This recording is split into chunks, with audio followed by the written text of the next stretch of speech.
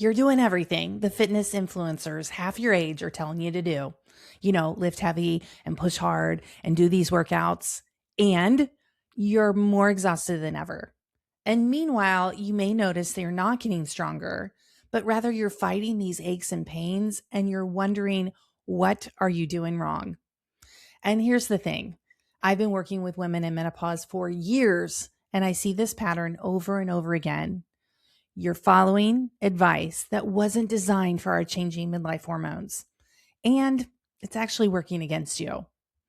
In the next few minutes, I'm going to walk you through the 4 biggest mistakes that are sabotaging your strength training, and more importantly, what you should do instead to actually build muscle and feel strong without being exhausted. Hey there, I'm Cam Allen. Since 2010, I've helped women in midlife build strength training and support their health so they stop feeling like they have to fight their body to feel good again. And I've trained myself to see patterns. And today I'm sharing the 4 big ones. When a woman decides she's ready to take care of herself again in midlife, she gets motivated, she picks a workout plan, she jumps in with both feet. And at first, that feels really exciting. Finally, she's doing something and she feels good about herself. And then a couple weeks later, she's exhausted. Maybe she's discouraged, life got in the way, she's sore in places that she didn't even know had opinions. And she's wondering why her body is not responding the way it used to. And can I be real with you? A lot of us learned that fitness was through punishment. Somewhere along the way, we picked up the idea that a workout only counts if we're sweaty and we're sore and we're questioning our life choices afterwards. That may have worked for a season before menopause, but after 50, your body gives you feedback much faster and recovery matters more. Muscles matter more, and exercise is not automatically better if you do more. That does not mean you're weak. Please hear that. It just means that your body has different needs now. And once you understand that, strength training starts to make a whole lot more sense. So let's walk through the 4 biggest mistakes I see women make so you can stop spinning your wheels and actually start building strength. Mistake number 1, doing too much too soon. This is probably the biggest one. A lot of women start strength training like they're trying to make up for lost time. They plan maybe 5 workouts a week, and then they add cardio on top of that. And then they are walking with their weighted vests, and they choose these long workouts and they totally skip the recovery. And they expect their body, just to keep up like it used to. For a week or two, maybe that motivation kind of carries them and they keep going. But then their body starts sending them a very different message. Their knees hurt, getting out of bed's not fun, their sleep gets really weird, and their energy in the afternoon especially just absolutely tanks. One workout takes like 3 days or longer to recover, and suddenly exercise starts feeling like one more thing to do, and that dreaded feeling. Monday motivation turns into Thursday exhaustion. And underneath this pattern of too much, too fast, is usually a belief that a lot of women don't even know that they're carrying. And the belief is, if I'm serious, I need to go hard. Or maybe I should be able to do what I used to do. That belief makes sense if you spend decades hearing that discipline that you got to push harder. But your body needs a lot of safety before it can trust that intensity again. Starting smaller is not a weakness. It's a really smart strategy. Your brain responds differently when your workouts feel doable instead of miserable. If every workout feels like a punishment, your subconscious mind, which runs the body, starts connecting exercise with stress and exhaustion. And of course, part of you wants to avoid it altogether. But when you finish a workout feeling successful and capable, your body starts learning something different. It starts learning, hey, I can do this. This is safe. And I can come back to this again. That's how you build trust with yourself at this stage of life. It's kind of like a ramp up method, shows your brain and your body that this new habit is safe to continue. So instead of trying to crush yourself right out of the gate, start smaller than you think. 2 workouts a week, maybe that's enough to begin. Or 10 to 20 minutes is enough to begin. The goal in beginning is not to prove anything. Think of it as an on-ramp when you're getting on the highway. The goal is to build consistency with your body. that you can actually sustain for life. Mistake number 2, thinking a good workout should leave you exhausted. I kind of already hinted at this. This next mistake is usually why women overdo it in the first place. A lot of women still believe that if they're not drenched in sweat and sore for 3 days, the workout didn't count. I totally was in that bucket for many years, especially through my 40s and my CrossFit days. But that mindset keeps women stuck because strength training is not supposed to feel like a punishment. You don't need to crawl to the couch after a workout to be effective or be in the ground in a puddle of sweat like I used to do.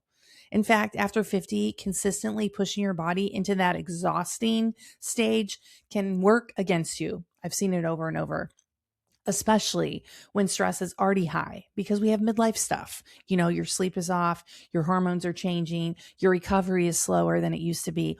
All of that is burden on your body.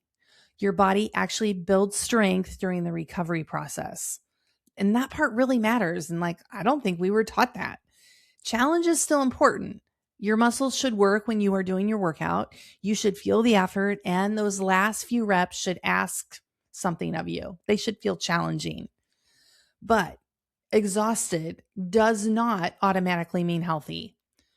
Notice what happens in your body when you say this: I need to crush this workout. Now compare it to this: I am building strength.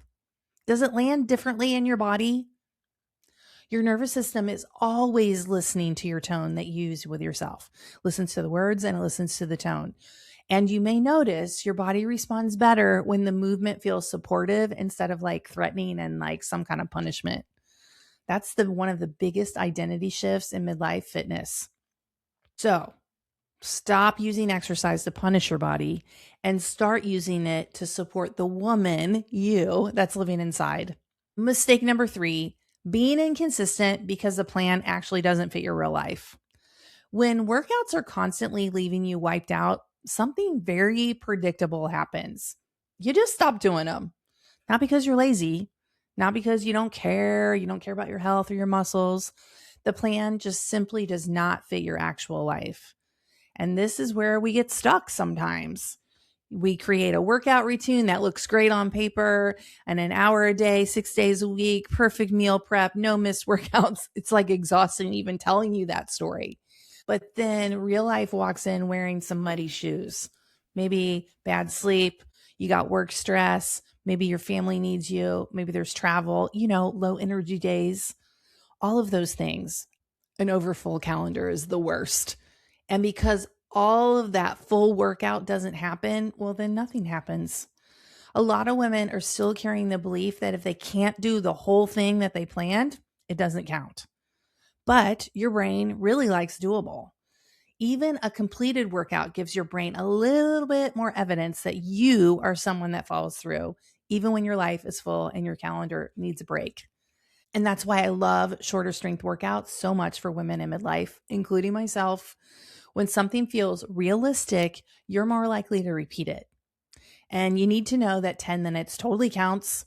2 workouts a week totally counts. Think of that on ramp. Walking counts. A person can completely change your relationship with exercise through smaller, repeated wins. So over time, you stop trying to get back on track because movement is just part of who you are now. It's part of your identity. Little tiny wins woven in add up to big results. Mistake number 4, you're lifting too light forever. Once women stop overdoing it and start becoming more consistent, which is really important, the next piece starts to matter a lot more. I see women grab the same tiniest dumbbells that they can find, and then they stay there forever because they're afraid of injury, or maybe they're afraid of doing it wrong, or this crazy thing, they're afraid of getting bulky. But your muscles actually need a reason to stay.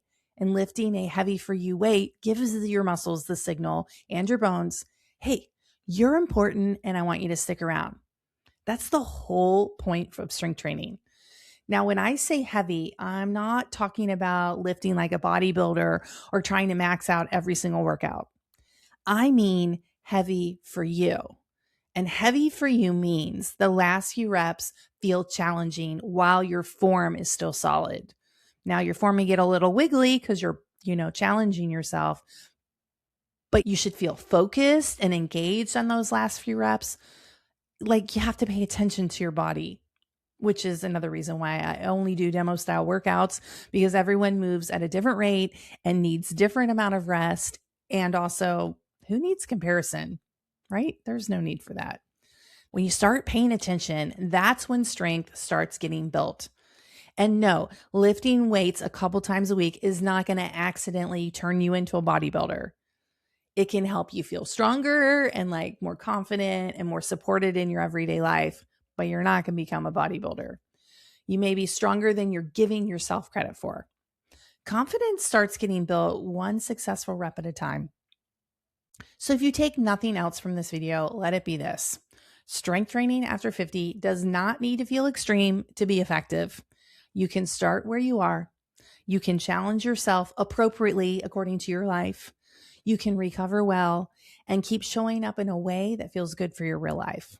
Because small repeated actions change your identity over time. You are a woman who works out. You are a woman who lifts weights.